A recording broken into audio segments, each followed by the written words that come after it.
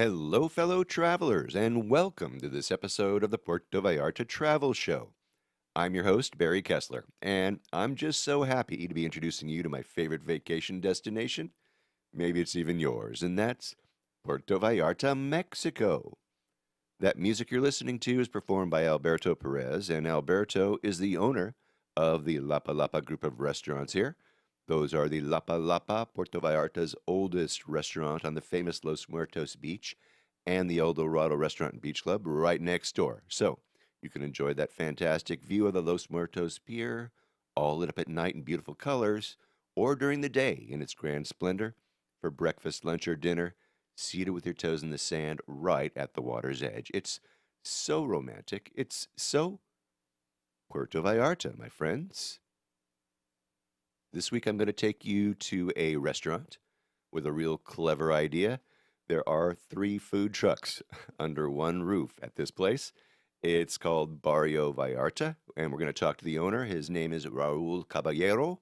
But first, let's see what's happening this week in Puerto Vallarta, the 23rd of March, 2019. Coming up at the end of this month, actually next week, Saturday, March 30th, there's going to be a big party in the Parque de los Azulejos. It looks like a lot of fun, so listen up if you're going to be in town. The Parroquia de la Santa Cruz, the Church of Santa Cruz, the big one in the middle of Colonia Lazaro Cardenas on Aguacate and Venustiano Carranza. They are going to be having a fundraiser, and it's in preparation for a big fiesta that they have in May, the Fiesta de Mayo. It's a big street party they have every year, and they really need to fix the street in front of the church on Aguacate. So this is going to be a really fun event. It's going to be March 30th. Let me read from their Facebook post. We invite you to join us in celebrating Old Town. The date's going to be Saturday, the 30th of March, 2019. The place is Lazaro Cardenas Park in Zona Romantica. The time is 5:30 till 10:30. They're going to have an open bar all evening, international buffet featuring the best of our local chefs and restaurants from the Colonia Emiliano Zapata, and there's lots of them there, you guys. They're going to have lots of entertainment. At 5:30, they're going to have Latin Fusion. At 6:15, they're going to have the Bohemian 3 musical group. 7, Caribbean show. 8, School of Dance will be doing Spanish flamenco. 8:30, folkloric dancing, folkloric ballet. 9:15, the mariachis will come and Mexican singers. And then at 10:15, there's going to be dance music, and it'll go on, I'm sure, from there. They are going to rope off the park, so it's going to be a private event. The price is 500 pesos or $28 US. That includes, folks, that includes the open bar and all that great food. And it's a really great deal. If you're going to be in town, you guys got to go. So the funds are going to be used for the annual parish of Santa Cruz's Fiestas de Mayo and repairing Aguacate Street in Colonia Emiliano Zapata. So remember, it's March 30th, 5:30 till 10:30. Eating, drinking, dancing, partying with the locals. Get out there and do it. It's in Lazaro Cardenas Park. 500 peso donation.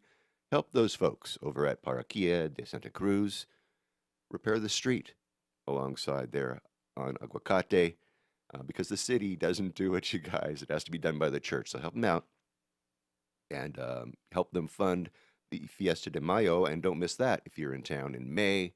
That's a lot of fun too. I got some great pictures from last week's Raicilla Festival, the Damajuana Festival over on the Rio Cuatle. My buddy Edgar Rivas from the Ceviche and Aguachile Festival was kind enough to send me some photos, and I have them in the show notes if you want to see what that event looked like. All right, the Puerto Vallarta Marathon is coming up. It's April 7th. And I'll read from their page. If you're fond of sports and enjoy the atmosphere of races through places surrounded by incredible views that can only be found at Puerto Vallarta, you can't miss the chance to participate in this new edition of the Marathon Puerto Vallarta. Prepare yourself for this incredible sporting event that will take place April 7th in 3 different categories. There's the marathon, the half marathon, and the 5K. Run with us. They're inviting you to do that. So if you're in the area, for more information, And register, you can go to www.marathonpuertovallarta.com, follow them on Facebook, all that other good stuff. I have the connections there if you want to join in. I have in the show notes 3 different maps of all of the different routes that the marathon, these 3 different marathons are going to take. So go to the show notes if you're in town and you want to participate, you want to go and check out what the city looks like. This is an interesting way to do it. And also make sure that if you are in town, look for my buddy Salvador Estrada, the Candyman, and his hand-powered tricicleta. And also don't forget to say hi to him when you see him on the Malecon. Remember that he still needs money. He just needs funds to help get him and his support team up to Mexico City, and that's going to happen in August. So yes, you can participate in the 5, the half marathon, or the full marathon if you're into that sort of thing. So send them an email, contact them. I have links, like I said, to everything in the show notes. Now, cleanup is still underway from the sewage spill reported last week.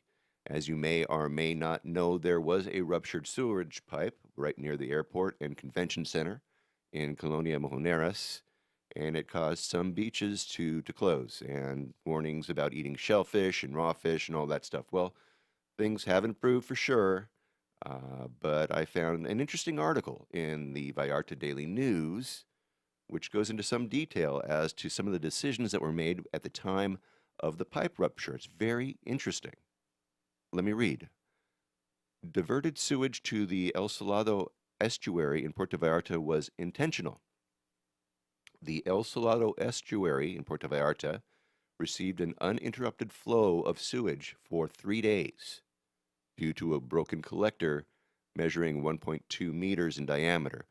Not by accident, but by a technical decision, revealed the Secretary of Integrated Water Management, Jorge Gaston Gonzalez. Although this constitutes a crime, as stipulated in the Criminal Code of Jalisco. According to the official, when the sanitary infrastructure collapsed, they preferred that the sewage contaminate the protected natural area rather than to run through the streets of Puerto Vallarta. However, this resulted in the water from the estuary running out of oxygen, which led to the fish migrating to the sea. Elemental microorganisms also died due to the ecological imbalance, and crocodiles are at risk of becoming ill or not reproducing since its nesting season is approaching. There are technical reasons as to why the discharge of the sewage was necessary. It had been driven somewhere. It was intentional because somewhere the sewer had to be poured instead of making the runoff from the streets. It was made in the estuary, said the official. We are in the mitigation stage, the sanitation, so that we can return the estuary to where it was before this spill, which will help to completely restore the life cycle process of what could have been affected. We already have good conditions right now, and even the tourism of the estuary has already reopened to visitors again. The state attorney for environmental protection filed complaints for the environmental crime that occurred on March 4th. They claimed that there was a lack of maintenance in the North Collector that was known for about 8 years, but it did not receive investment, which resulted in the collapse and caused continuous discharge for 3 days into the estuary, which also affected the quality of the neighboring beaches. So very, very interesting. The sewage was diverted away from the streets and into the estero. Now, they have been doing a really good job, you guys, of cleaning the estero. They're pumping air in, and hopefully things are going to get back to normal. As I said, the beaches are better right now, and they're getting better every day. I don't think there are any beach closures currently. I have a link to this article in the Vallarta News Daily, and you can check it out in my show notes. Also, keep in mind that the local restaurateurs, local restaurants are aware of the issues, and you can be sure that the fish that you're eating is good, okay? I mean, this is a huge bay. This is one of the largest bays in Mexico. It's got 500 square miles, And so, uh, look, there are many places in this bay where you can get good, clean fish. And the shrimp, as we've said in the past in many shows, we know is from Sinaloa. It's up in Mazatlan, up in that area. And some of it is even farm raised. It doesn't even come out of the ocean. So don't worry, you guys. The restaurants don't want you to get sick. And the folks, you know, especially the folks that are running these restaurants in Puerto Vallarta, want to make sure that you have a good experience. All right. So don't let my little reports here worry you. It's okay. The folks over at PV Street Art, they have this cool online interactive map where you can now take a self-guided tour of all the murals around the Emiliano Zapata neighborhood and downtown and through the Cinco de Diciembre neighborhoods. It's really, really a cool map. It's great. And it's a great opportunity for you to get a good walk in, take a tour with your camera, and have a good old time. You can find it in my show notes or just Google PV Street Art Stroll and you will find it there. Now, okay, last week, Puerto Vallarta saw the passing of another icon. Man, we are getting old, aren't we? Janice Chatterton was the founder and creator of the beautiful Hacienda San Angel and Casa Kimberly hotels, as well as the SPCAPV, Society for Prevention of Cruelty to Animals, and 3 restaurants, all of those associated with those properties. Janice passed away abruptly and unexpectedly the evening of Friday, March 8th, after a very brief illness. Casa Kimberly is, of course, this luxurious 9-suite boutique hotel with an open-air rooftop restaurant, tequila bar, pool, and an intimate spa. It was lovingly created from the quaint side-by-side houses that were once owned by Richard Burton and Liz Taylor. Also the home of the Iguana restaurant. So the other property, the Hacienda San Angel, which is just a few blocks away, has 20 romantic suites, offers breathtaking views of the bay to the west, the Sierra Madre mountain range to the east, and the terracotta rooftops of the charming city all around. And Hacienda San Angel's 2 restaurants are La Capella and Restaurant San Angel. So she was quite a woman. She was very, very revered throughout Puerto Vallarta. Over the last year or so, I actually made some attempts to do an interview over at Hacienda San Angel and Casa Kimberly, and each time I would be referred to this publicist who was in Los Angeles. I figured, okay, well, I would get a hold of her and we would do an interview together. But every time I tried, I never ever could get her to commit. So, but when I did, at one time when I thought that I was going to be having this interview, I reached out to my buddy Howard Johns, who is the author of A Stolen Paradise, the book about the true story of the making of the Night of the Iguana. And I told him I was going to be doing an episode about Hacienda San Angel and Casa Kimberly, and I asked him if he had any cool stories that he could tell me about the property, and he said, yeah, but they wouldn't like it. So, as it turns out, I never got the interview. And although I've really kept trying, I actually to this day I keep trying, nothing. So I went online and did some research on Janice Chatterton, and surprisingly enough, I came across a link that led me to the epilogue of Howard's book, A Stolen Paradise, and I found this passage.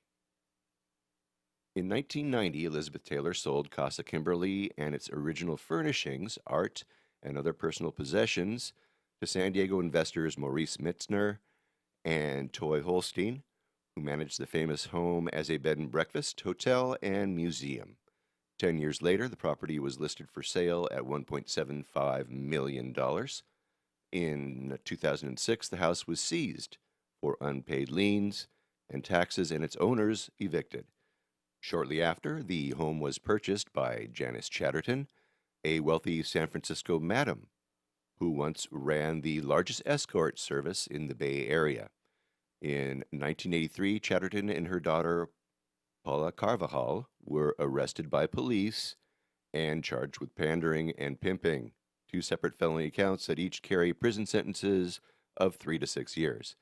This unexpected turn of events, in which a convicted prostitute took ownership of Taylor's house, put a wry smile on the aging star's face, if not for the buyer's audacity, for then the irony of her actions. Chatterton had already bought Richard Burton's former home, Casa Brusas, and converted it to a boutique hotel named Hacienda San Angel, which opened in 2003. Her acquisition of Casa Kimberly was viewed by preservationists as an attempt to reunite Hollywood's most famous couple, the memory of which still looms large in the Mexican port and elsewhere. In 2011, Taylor died from congestive heart failure in Los Angeles. She was 79 years old. So, all right. So now I know what Howard was talking about when he said that they wouldn't like it. So, I asked Howard if he would comment on the passing of this Vallarta icon, and here's what he said.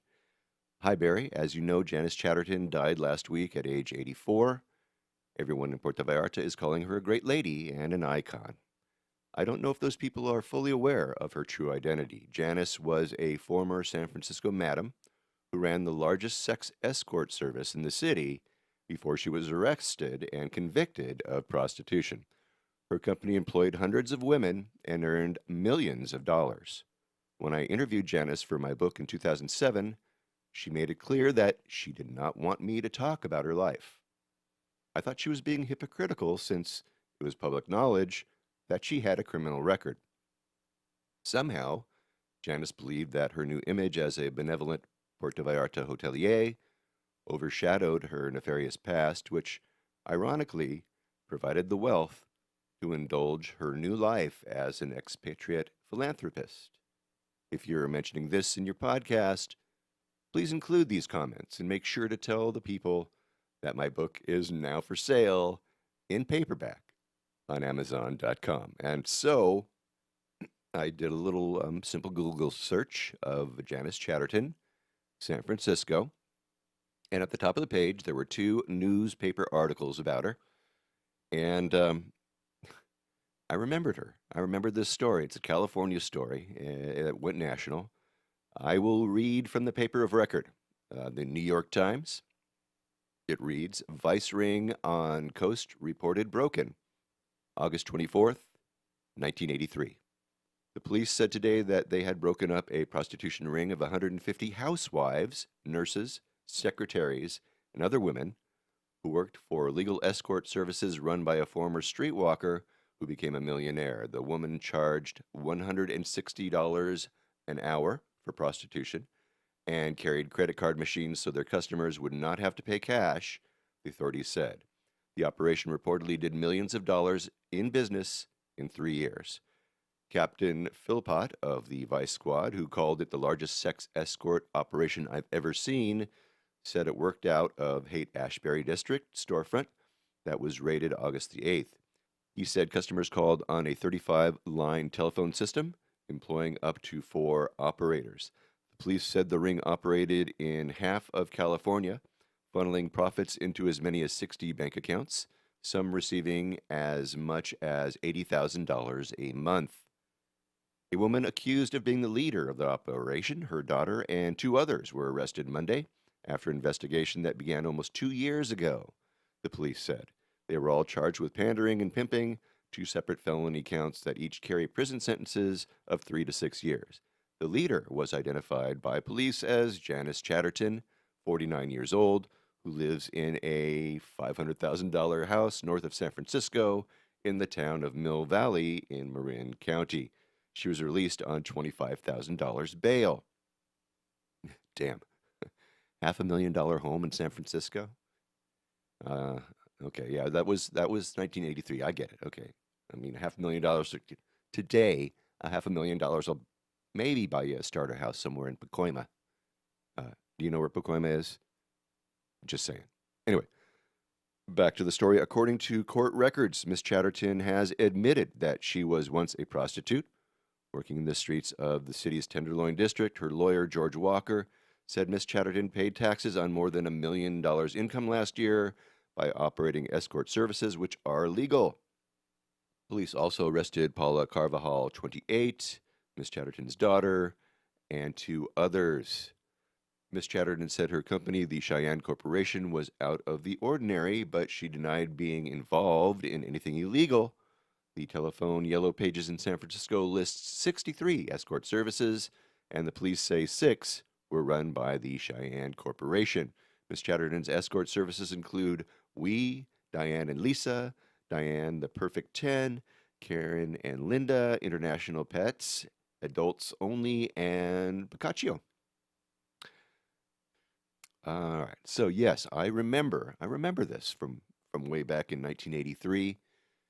I was fascinated by this. These suburban housewives turning tricks for extra allowance money to buy blow, coke, you know what I mean, or supplement their lifestyles. This was the 80s, folks. This was what was going on. And there was Janice. She was collecting $60 an hour from the backsides of these suburban California housewives. So anyway, I thought long and hard about spiking this story. People are going to be saying, Barry, why the salacious stories about someone who can't defend themselves? Why? Why sully the name of an icon? Well, why speak poorly of the dead, right? Well, maybe you're thinking, hey, this information is going to hurt her businesses. But I think not. I think it adds intrigue, don't you? Maybe some might think that this information might hurt the fine works that is being done over at the SPCA PV. The animal lovers, they're forgiving people, right? We forgive our pets for peeing all over our carpets or taking dumps on our floors. We would never forgive a human being for doing that, but our pets, yeah, we do that for sure. Oh, you're disgusting, Barry. Anyway, it is actually a fantastic thing that Miss Chatterton was so concerned with the well-being of the doggies of Puerto Vallarta. And it's really great to seeing millions of dollars that she made off the hard efforts of the housewives in Northern California go to the dogs. Although it would have been more apropos if she preferred cats. Just saying. And that, my friend, is the rest of the story. You can get Howard John's book, A Stolen Paradise, the true story of the making of the Night of the Iguana, in paperback on Amazon, and you can listen to the interview that I had with Howard way back in episode 8 of the podcast. I'll have a link to that episode in the show notes. Okay? All right. Now, if you don't hate me, let's get on with the interview, shall we? New restaurants are opening all the time in Puerto Vallarta. Some just take the place of another. They couldn't make it. There are 800 restaurants. It happens all the time. They usually just change tables, maybe change the chairs around, put a new coat of paint on and a new sign, and then off they go. Well, this place that I'm going to take you to is far from that. It's a great space that Raul created when he built Barrio Vallarta. Now, I was alerted to this restaurant by a listener of ours who was really impressed with what Raul was doing there. He was impressed with his social media and with drones that he used and stuff like that for his advertising. Now, Barrio Vallarta is styled after an alleyway with 3 food trucks parked in it. And, well, you're going to need to see some of the pictures. I've got them in the show notes. But I'm pretty sure that Raul can describe his place for all of you. So let's go right now to the Emiliano Zapata neighborhood in Puerto Vallarta on Calle Francisco Madero, 225. And let's meet the cowboy himself, Raul Caballero of Barrio Vallarta. Raul, thanks for coming on the show. Oh, Barry, thanks you very much for having us. Listen, tell me a little bit about yourself. Where are you from, and what was your path that led you here to Puerto Vallarta? Absolutely, Barry. I am from Mexico City. I've been on and off for the last 10 years because I I live on both places. Uh-huh. I try to come as much as possible, but really my base is over there because of the type of work that I do. And basically, one of the reasons that I came to Puerto Vallarta is because I love it. It's a great place, and I fell in love at some point that I came for a vacation. Yeah. All right. So when you started coming here, did you have in your mind that you're going to open a business, or you just said, I just love it here?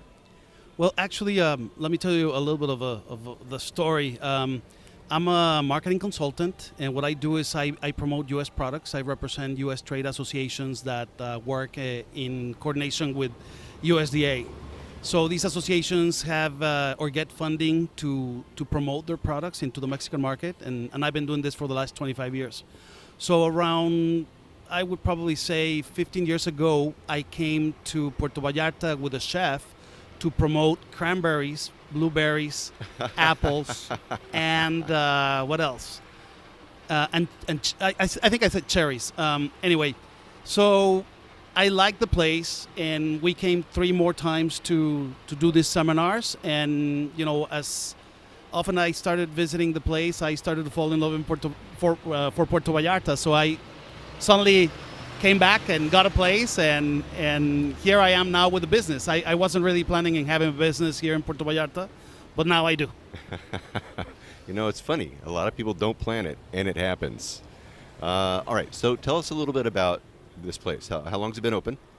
Absolutely. Well, Barrio Vallarta, which is a food alley that has urban kitchen style food, was open the last week of August of 2018, and we've been around with the food trucks because this is an alley that has 3 food trucks in Puerto Vallarta for probably 2 years and a little bit. Mm-hmm. We started with the food trucks in another place, which is near the airport, in the main Francisco Medina Asensio Street.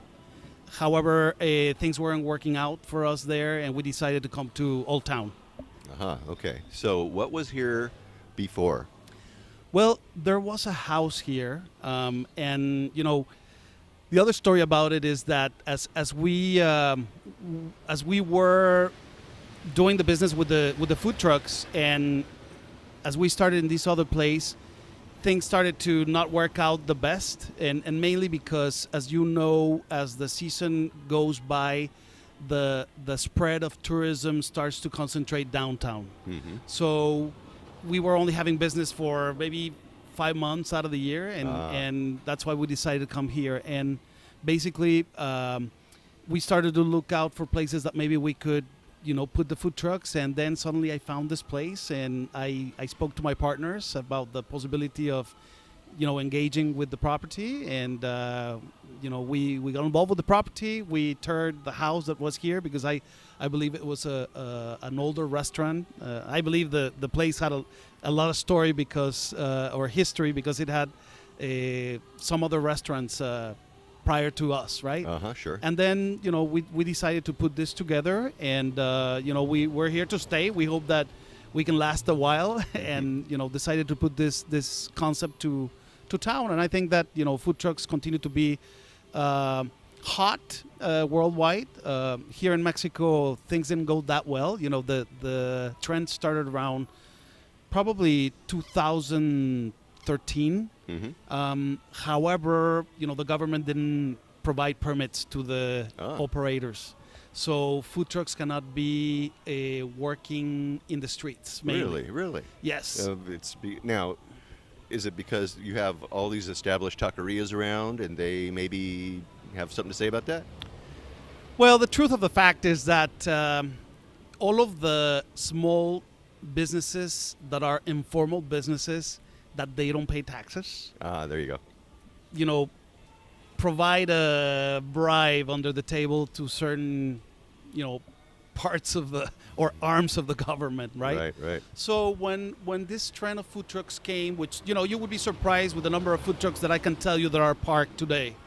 Actually, one of my ideas last year was to get rid of the food trucks because, it's cool. I like them a lot. I like anything that has wheels. I love, and I'm not a chef by a career, but I'm a passionate cooker as well as my wife, and that's one of the reasons that we got the food trucks. Plus, being a marketer, the first time that we got one of the food trucks was to do a promotion for one of our clients in Mexico City. Actually, I can tell you that we are probably one of the first 12 food trucks that were or that came to Mexico, at least to the central part of Mexico in Mexico City, about 3 years and a half.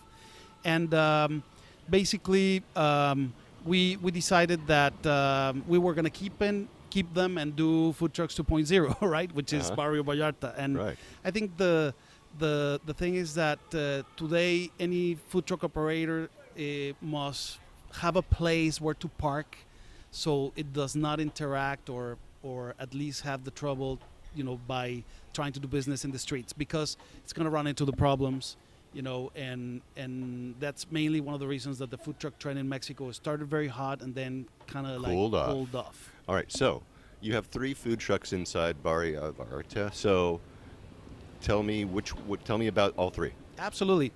I'll tell you a story about each of them, right? Okay. The first one, which is called El Chef Gourmet, actually, that was built in San Antonio. And when I started to try to get involved with the food trucks, I told my wife, why don't we get one of these food trucks, because it's a cool thing, and it's kind of like the trendy thing, and it also goes with the gourmet type of trend that it's happening around the world, and we could do this and we can do that. And when we realized, after doing all the research, that there were no permits, we said, this is not going to be a good idea. So, one day, 3 a.m, I wake up and I say, honey, I have the greatest idea. We are marketers, right? Well, this could be a tool to do a promotion. So basically, that was my excuse to buy one. Right. And I got it. And your basically, exactly. It had to be my toy. So what I did is I went to one of these websites that sells used tool trucks. Because as you know, in the States, some of the food trucks are already fabricated as a food truck, and some of them are adapted. Okay. So all of these food trucks that I have are fabrications, and they've been recycled from other uses. So like they're old Snap-on tool. You betcha. Trucks, is that what they are? Yep, that's what they are. Basically, right. El Chef Gourmet is a Snapple Tools truck. Then Trucker Burger, which is a 1985 P300 Chevrolet. It used to be another tool truck. And then Sirena de Olas Altas, which is the seafood one, used to be an old FedEx truck. And I'll continue telling you the story. So anyway, I got this first truck on this website, and I started looking up for a fabricator in the States, because today that concept for me was something that I didn't know. I didn't know if these trucks needed a special thing. Later on, I found out that it's just a regular commercial chicken kitchen. Inside of a truck, right? So at the time that I bought Chef Gourmet, I decided to go ahead and buy another truck, because the website had a very cheap truck, which was Trucker Burger. It was $4,000. Oh, so, wow. Yeah.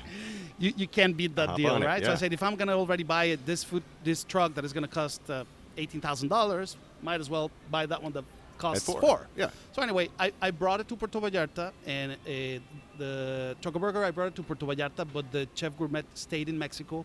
We did a promotion the first year for one of my clients, which is the USA Sunflower Association. We promoted sunflower kernels to the industry. And then when we realized that it was such a hot thing, we basically proposed to our clients to do a promotion with all of the food trucks at the moment. So we ended up in the second year doing a promotion with 70 food trucks. Whoa. We promoted sunflower with 70 food trucks preparing any dishes, sandwiches, tacos, crepes, salads. I mean, you name it. And anything that could receive sunflower as an ingredient, right? Mm-hmm. So anyway, once that happened, we realized that maybe there were more opportunities for Chef Gourmet to go somewhere else, and that's where I was. That's when I was invited to a project that took off here in Puerto Vallarta. They decided to put together this place called the Food Park, which I'm sure you've probably heard of. So I was one of the initial participants at that project. And what we did is we built Trucker Burger in Puerto Vallarta.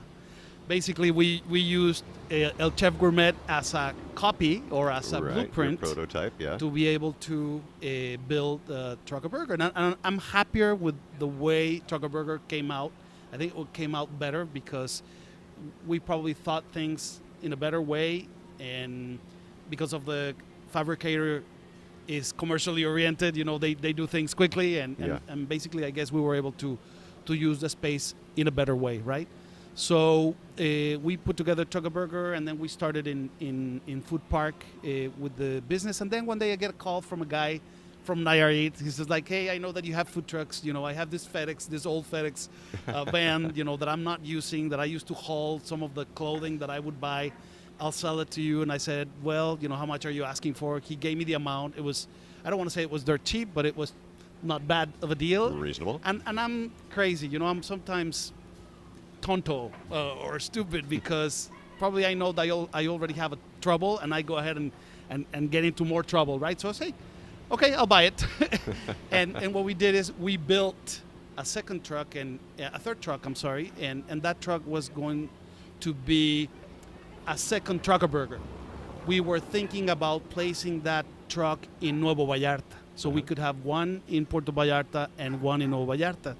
And then we realized that it was very difficult to find a place, and we opened up a location, a brick and mortar. That was the new version of Trucker Burger. It was Trucker Burger brick and mortar. So we went to the Hotel 1 next to the airport, and we opened a brick and mortar, which was, I think it was well done, pretty cool place. But sometimes, what's the main problem in Puerto Vallarta? All the seasonality doesn't allow you to bring the people that you need. So at that moment, that's when we decided that it was probably time to look for our place, and we found this place, and we got rid of Hotel 1, and here we are with the 3 food trucks. And I think we're very happy because people have responded quite well. And our motto here is, quality, service, and if we don't make it right, tell us, we'll make it right. And that's the way we're going to live. Put good quality, decent prices, and if it doesn't work with that equation to us, we will close. But we will never go quality down, and that's something that's my idea. Sometimes people tell me, oh, you should, try to sell maybe lower quality because that's going to be better business. And I say I prefer to close. I don't like that idea because I love food. I'm a food lover, and I like to eat good food. Sometimes people don't understand that to get a good piece or a good bite, they have to pay extra because that's the cost of ingredients, right?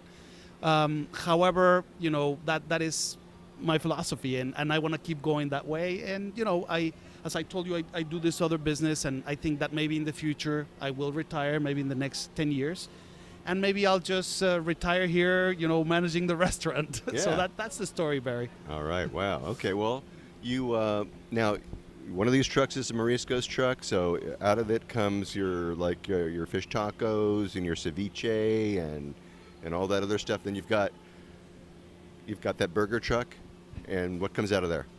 Absolutely. Well, as I told you, as a marketing consultant, I've been traveling, a lot of states in the United States for many years. I've gone to the fairs, at the different states, and I have noticed or realized some of the comfort food and some of the goodies that Americans like and that we also like as well. So, in Trucker Burger, we decided to put a good menu with Americana food. Basically, we have 2 types of burgers. The difference are only the sizes. But I think the feature of our hamburger is that it's a hand-pressed burger. We don't use a frozen patty. It's a choice ground beef, and the choice is the highest level that you can get by USDA, and in terms of ground beef, right? Not the chunk like a ribeye, but. So, we try to put those good ingredients, and basically we do our bread here. We have a bakery here at Barrio, and we do our bread. At the beginning, we were getting the bread all the way from Mexico City because I couldn't find here someone that could equal the bread that I was using. So You're talking about a bun, right? right, it's a Right, bun. right, It's a right. hamburger bun, but as you know, sometimes here in Vallarta they put sweet Yeah. to the salted bread.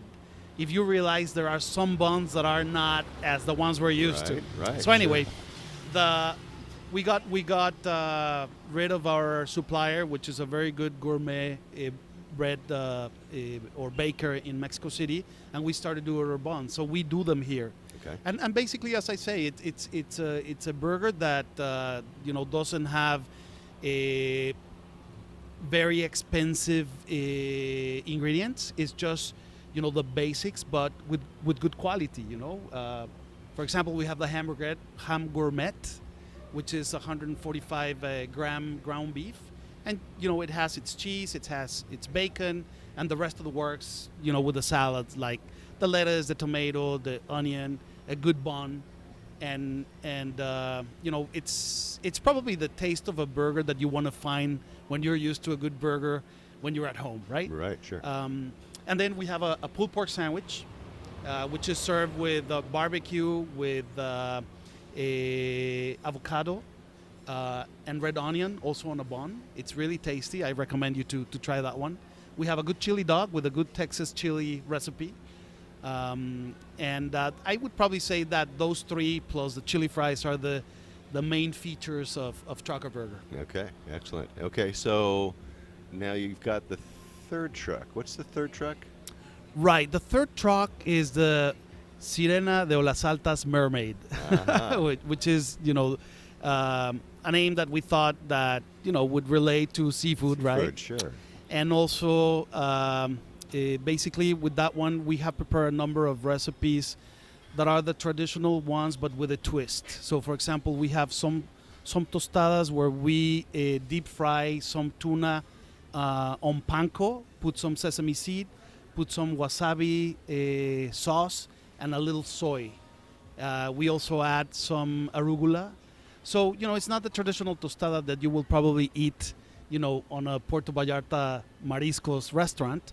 But, we try to give those gourmet twists. And we also have a burrito, a shrimp burrito, a Marlin Empanada.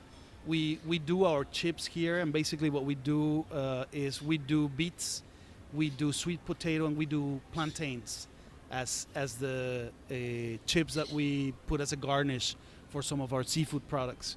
And, as I said, the idea about this place is to try to prepare some gourmet finger food with a better quality as you probably can find in different places. I know that in the States you have tons of places, and I just love going, to the States because there's so many good food, right? And here we're trying to do that effort. We're trying to step away a little bit from the commercial, the traditional, to do some minor details to try to, do those twists. Right. And then you've got the taco truck. Right. Then we have El Chef Gourmet, which is branded as Taquito Grill, okay? And basically, El Chef Gourmet has already known different menus, and this is its last menu, the tacos. And I guess one of the reasons that we jumped into tacos is because who doesn't want a taco, right? Sure. I mean, and especially here in Mexico. I mean, we know that all of our friends who visit Puerto Vallarta love, having a taco. And basically we have profiled Taquito Grill as a regular taqueria, having, the pastor with the pork, and then the beef, and the chicken, and the alambres. But also one of the things that I have been working on, and we're going to be specializing on this, because I think it adds a little bit of history and also the gourmet part that we are searching and trying to deliver to our customers. We have stew tacos, okay? Oh, okay. So with these stew tacos, the very first ones that we have incorporated into the menu are Cochinita Pibil, which you probably are familiar with. It's a dish from the southern part of Mexico, prepared with orange and with achiote, and served with the red onion, and it's very tasty, and not everyone knows it. So we're trying to somehow teach some of our friends visiting Mexico about all of these delicacies, so they can see that Mexico is not just about burritos or chimichangas, because truly they are from the northern part of Mexico, and they are serving northern part of Mexico. But if you ask a Mexican today in the south what is a chimichanga, they will say, what? I don't know what that is. But, all of these two tacos, it's going to be kind of like a Mexican tour of the Mexican cuisine. So we have Cochinita Pibil, we have mole con pollo, the chocolate sauce. We have tinga de pollo, which is a shredded chicken with a tomato base and chipotle. We have rajas con crema, which is the poblanos. And we're going to be incorporating more traditional recipes. So every time people that visit us try a new stew taco. And maybe tomorrow, Taquito Grill is going to be known as the Stew Tacos food truck in Right. Puerto Vallarta. And that's kind of like one of the directions that we want to take. Excellent. All right. Wow, this is great. You got a bar. You've got a coffee bar out front there that you do espresso. It looks like, and all that other good stuff. All those great flavored coffees. And that service goes from when to when? Absolutely. Well, as you mentioned, we have a full bar, and basically, we're serving everything, and we even have. I am going to allow myself to let you know that our happy hour goes from 5 to 7 every day, Okay. from Monday through Friday, except Tuesdays because that's when we're closed.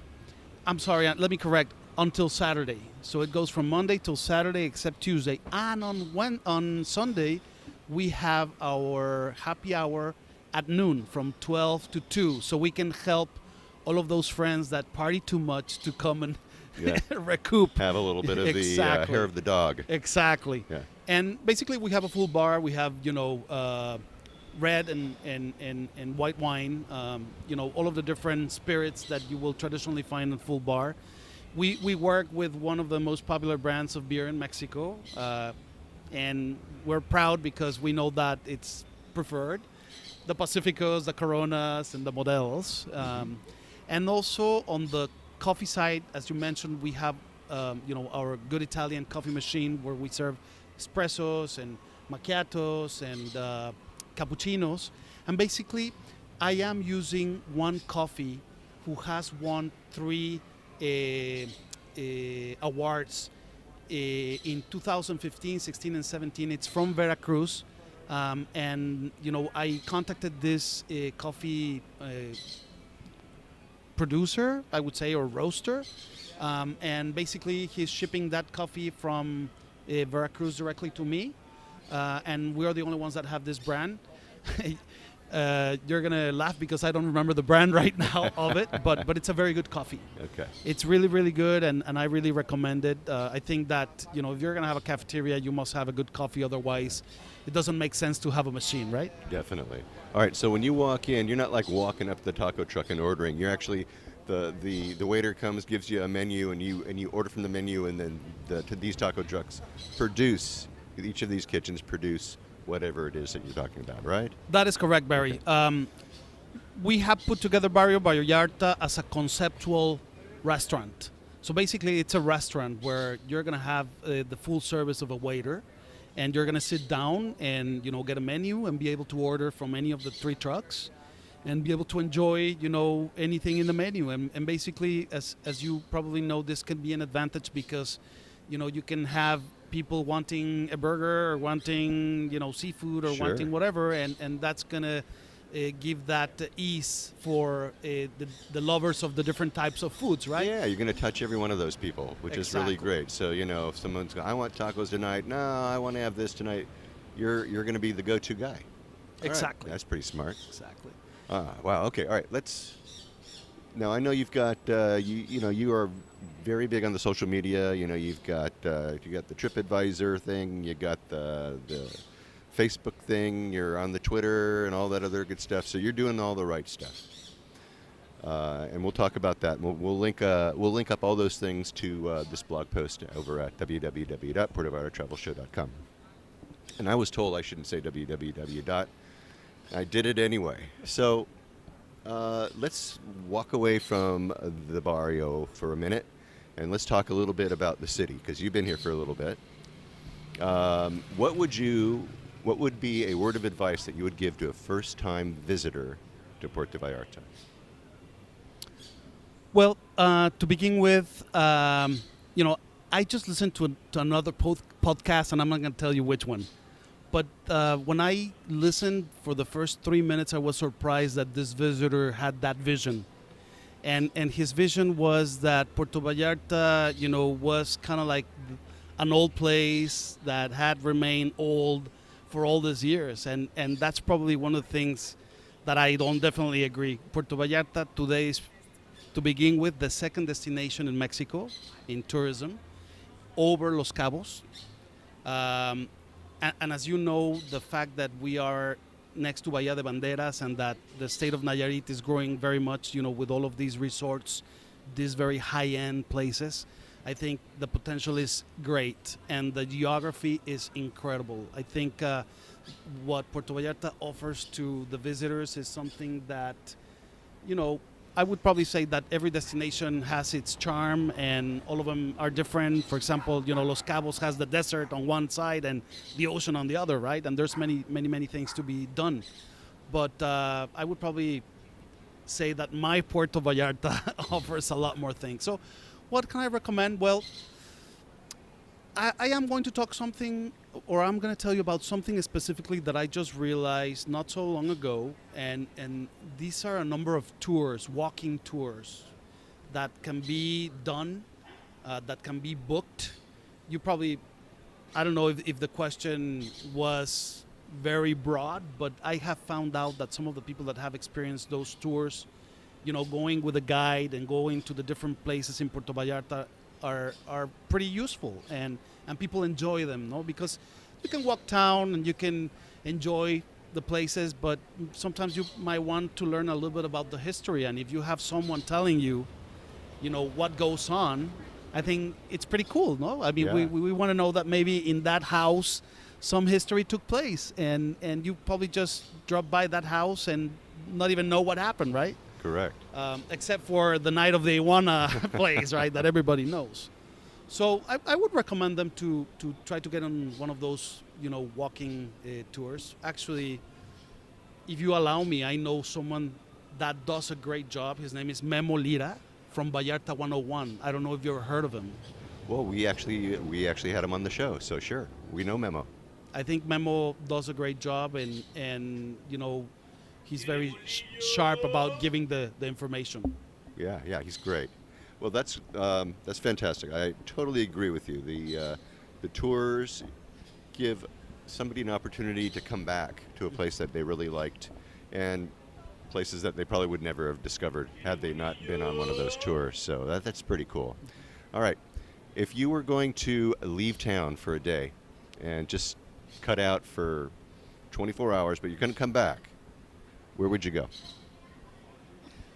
Well, I think all the different places that we have up north, going towards Nayarit, are very cool. I love Bucerias, I love La Cruz, and I think these are pretty nice towns, to walk around and, take a walk and, go to the different restaurants and go to the marina.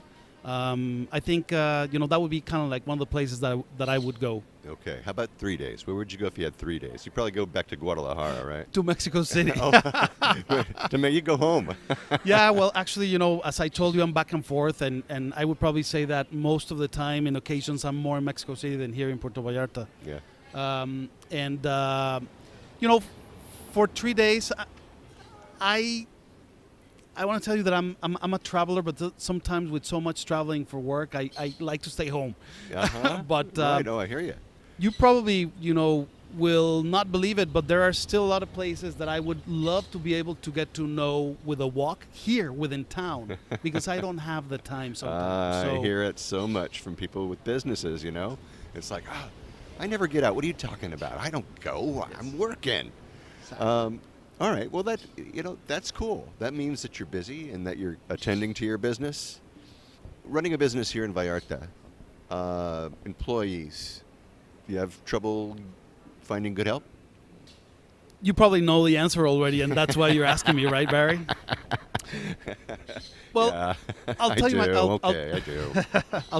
I'll tell you my experience.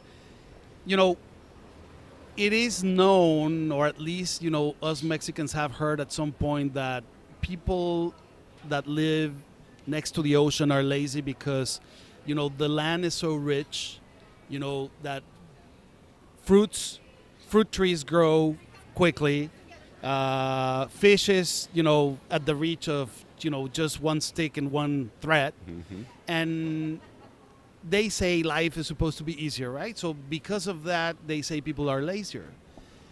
And when you go to large cities like Mexico City or Guadalajara and Monterrey, the need of having a job and the competition, and there's such a big crowd that there's a lot of competition, and you need to keep your job, you need to take care of it and make sure that you don't lose it, right?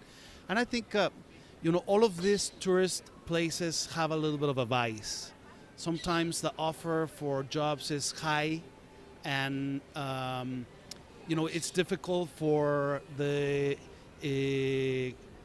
restaurants or businesses to find good help, and it is a fact. We have struggled a little bit finding the right person, and once you find a good element, they are hardworking, right? But there is a struggle, and basically, if you're thinking about opening a business, I think each city, each place has something to deal with, right? Mm-hmm. I mean, it can be here, it can be the U.S., or it can be anywhere. I know there can be a certain problem that we all have to solve, right?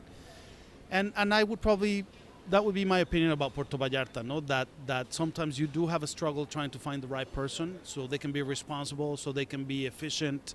And I think it's something that you have to take into consideration. However, if you're an entrepreneur, or if you're someone that wants to do business, if you're coming from the States or Mexico, don't let that stop you. You just gotta try to go around it. It's gonna be a pain because having a business is a pain.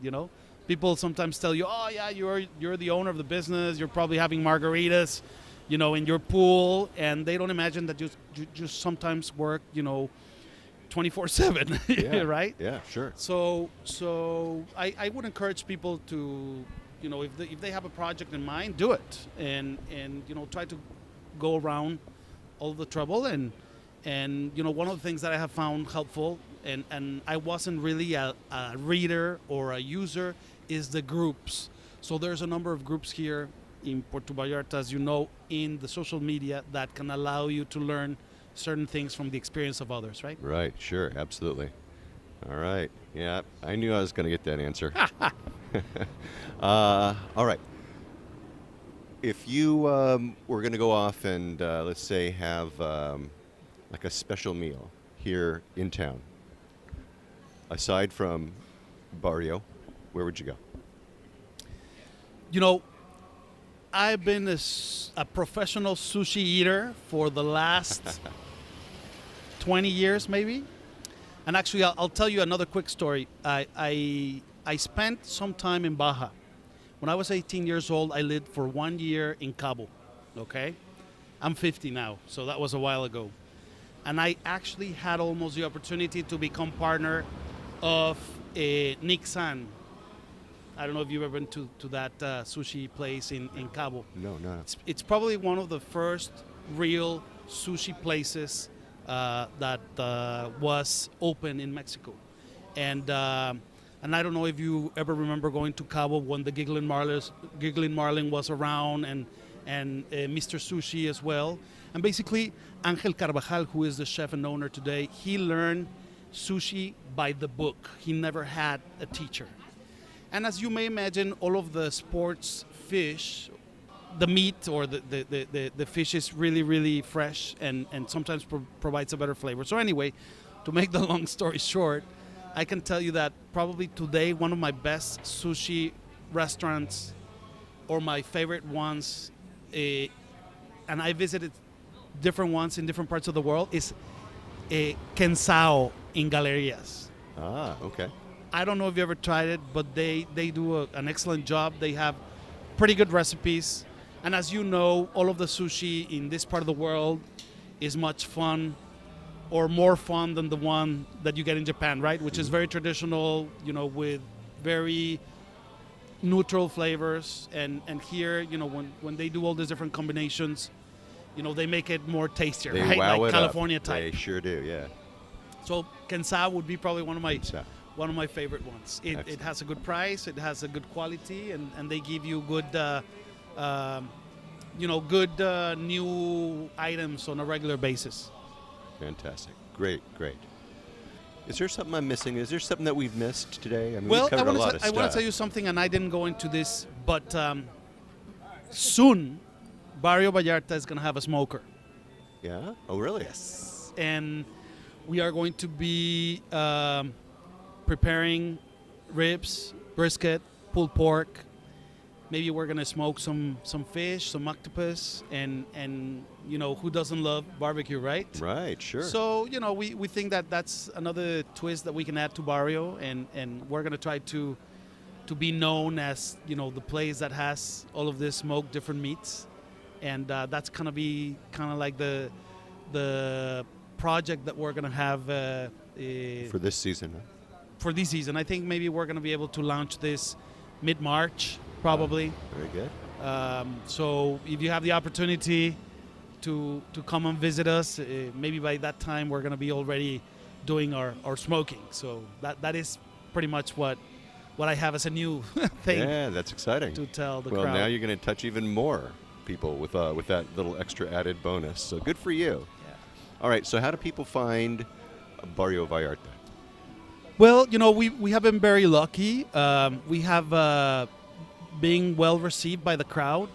Also, we have, as I told you, our motto is try to make sure that everybody's happy. So when we began the operations, we made sure that we had, the training and the number of elements that we would need in case, we would be full, because the restaurant holds today 140 people. Wow, yeah. So we took that decision. We took that direction. It was a little bit expensive, but I think it worked out, and it worked out because so far people have been happy. All our reviews in TripAdvisor and in Facebook are positive. I would probably say very positive. And we're very happy about it because we want to make sure that goes and continues in that direction. So so far we're happy, and we hope that we can continue making people happy with our concepts, and try to add new things, and try to be always providing novelties so people can come back to us. Good. All right. What's your address? All right. Well, we are located in Francisco y Madero 225. This is in the Emiliano Zapata area of old downtown. We are behind Molino de Agua. And if you're coming through the 200 highway, which would be the Vallarta Street, we are 2 blocks to the right after you pass the Rio Quale. Okay. All right. And you're on. Obviously, you're in TripAdvisor. You're on Yelp. You've got a Facebook page. You got a Twitter thing going on. You got it all, right? Yes, we have also Instagram. And the other thing that I want to tell you guys is that we have a website, which is barriovallarta.com. And basically what we're doing there is we are inviting people to register so they can get the coupons. And we will have a featured item every month with a discount. Okay. So, if you want to try something, new and at a discount, you can sign up and we'll put you in our email list and we will be sending you, all the different items. We plan to have specials also on a monthly basis. We started in the low season. So imagine starting the low season, trying to make sure that the place was finished, because you start a place and you build it from ground up, you never finish, right? So No. I'm still, struggling with some things that I need to finish here. But the idea is to be able to offer more things every time. Yeah. Actually, the other thing, Barry, that I'm also going to be doing soon is I'm going to have a Loteria de Barrio. Really?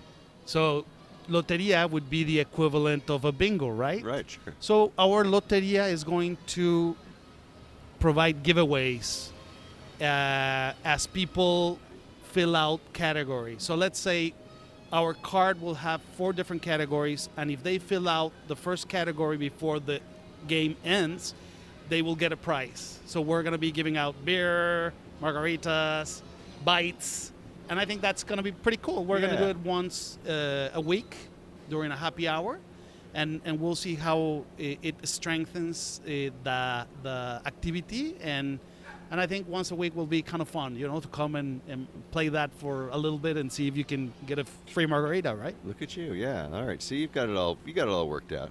All right. This guy's playing bingo with me. Here we go. All right. All right. So I am going to link all those good things up, and now you're going to find those coupons on your website. Right. The coupons are going to be available on the website, and basically what you're going to be able to do is that once you register, we're going to be asking you for your name and your email address. Once you're able to register, you're going to be able to download that to your telephone. Uh-huh. So you can come with your telephone, show the coupon, and get the discount. Okay. Basically, that's how it's going to work. Excellent. All right. All right. Feel very, very good. Well, Raul, this has been a very, I've got to tell you, you got a beautiful place. I got Thank you. pictures of the inside of Raul's place. I got pictures of his menu. Now, don't worry. Those prices may change, so don't be like looking at that going, hey, Raul, it was 35 pesos and now it's 37 pesos. So don't do that. But anyway, go check out the website and you'll see all those pictures and be able to see what's going on at Barrio Vallarta. It's very exciting. Thank you so much for coming on the show. Barry, I can't thank you enough for this interview. I enjoyed it a lot, meeting you as well. And, we hope that maybe we can have some of our friends visiting Puerto Vallarta coming and giving us a try. Yeah, you bet they will. All right, Raul. Thanks, brother. Thank you, and I hope I can see you soon again. Take care. All right. Thank you, Raul. Raul has a lot to say, doesn't he? I have all of the links and pictures of this place, as well as always, in the show notes of this episode. And when you're in Puerto Vallarta next time, stop by. Enjoy some really, really great food and drinks in this very unique eatery. I have a map, like I said. Got phone number, website, all that stuff in the show notes. You know the drill. And go there. Okay, well, that should do it for this week. Next week, stay tuned for more on-the-ground reports from Puerto Vallarta, Mexico, with travel tips, great restaurant excursion ideas, and more. But until then, remember this is an interactive show where I depend on your questions and suggestions about all things Puerto Vallarta. If you think of something that I should be talking about, please reach out to me by clicking on the Contact Us tab and sending us your message. And remember, if you're considering booking any type of tour while you're in Puerto Vallarta, you must go to vallartainfo.com. That's JR's website, and reserve your tour through him right from his website. Remember, this is a value for value proposition, my friends. His experience and on-the-ground knowledge of everything Puerto Vallarta in exchange for your making a purchase of a tour that you would do anyway. You're just doing it through him as a way of saying thank you. Thanks, JR, for being our guide. It costs no more than if you were going to use someone else, so just do it, really. And when you do take one of these tours, email me about your experiences. Maybe you can come on board and share with others what you liked or didn't like about the tour. Again, contact me by clicking on the Contact Us tab and sending off a message. And don't forget, he has his maps, his DIY tours, his revitalized happy hour board, and more. And I have links to all of those in the show notes of this episode and all over my website. So just go there or just go to vallartainfo.com, okay? And once again, if you like this podcast, take the time and subscribe. Give me a good review on iTunes and, get the word out to more and more people about the magic of this place, Puerto Vallarta, Mexico. Remember, I made it easy for you to do just that with each episode I create. But if you haven't been to my website, you really need to have a look there. I have the links to the places that we talk about. I have interesting pictures and more right there in the blog posts and in the show notes for each episode. So check them out for sure, all right? Okay. And thank you, Raul Caballero. I love your restaurant, man. Make sure that you guys stop and get yourself the food truck experience the next time you're in Puerto Vallarta. Go there, have a special meal, and let them all know that you heard about them on the Puerto Vallarta Travel Show. And thanks to all of you for listening all the way through this episode. Don't hate me. This is Barry Kessler signing off with a wish for all of you to slow down, be kind, and live the Vallarta lifestyle. Nos vemos, amigos.